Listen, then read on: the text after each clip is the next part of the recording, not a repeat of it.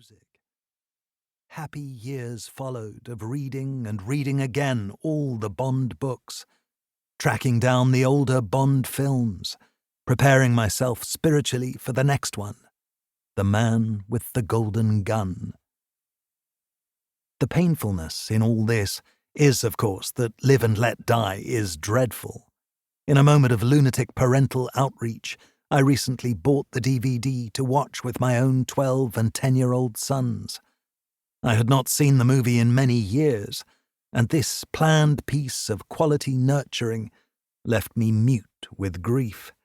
The film was a mean-spirited and offensive shambles, too stupid really even to be racist, too chaotic to be camp.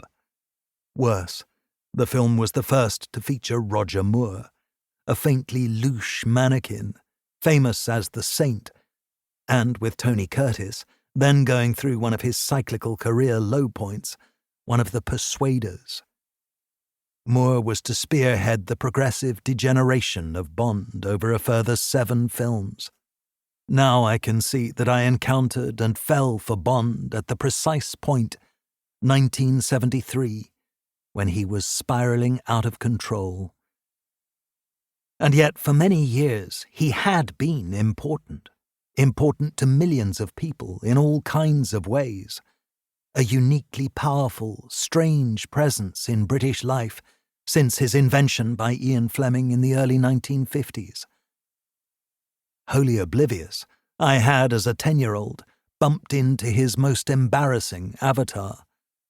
But my entire upbringing had been in effect soaked in the world in which Bond had thrived, and in which he was understood.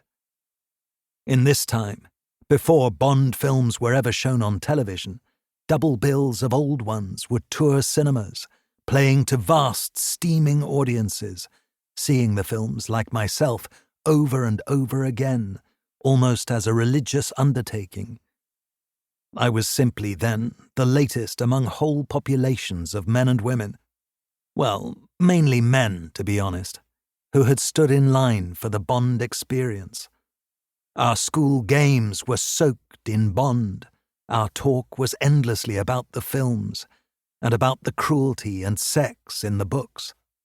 Bond was a sort of currency, albeit, and quite unknown to me, one in steep decline on the open market. This book is an attempt to get to grips with Bond's legacy and with the worlds in which Bond really mattered. Not to a helpless 10-year-old dingaling in the early 70s, but to the generation who had fought in the Second World War, and who in vast numbers read the Bond books in the 1950s, and saw the Bond films in the 1960s.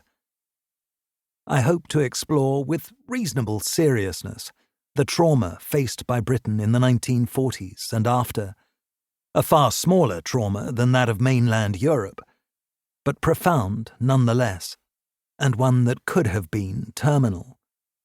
The link between Bond's invention and his overwhelming success and the horrors faced by Britain from 1939 onwards are close and interesting. Ian Fleming, a cynical upper-class waster galvanized by and briefly endorsed by the emergency of the war, reacted to the gradual but sometimes vertiginous implosion of Britain when the fighting had ended by creating the Bond books. These proceeded to find their vast niche as part of a general right-wing reaction to the humiliations and failures of British life. I want to recreate some of the stifling British obsession with the Second World War, which still cannot be shaken even today, but which once permeated all aspects of life and was dominant throughout my own childhood. Toys, films, novels, memoirs about the war were everywhere, and through them strode James Bond, the secret hero who calmly carried the values of that war through a treacherous and ungrateful Cold War world. Inevitably, this book must lean heavily on a sort of ancient archaeology. Here are the remains of a doorpost, here a possible site of cult ritual. So much has changed.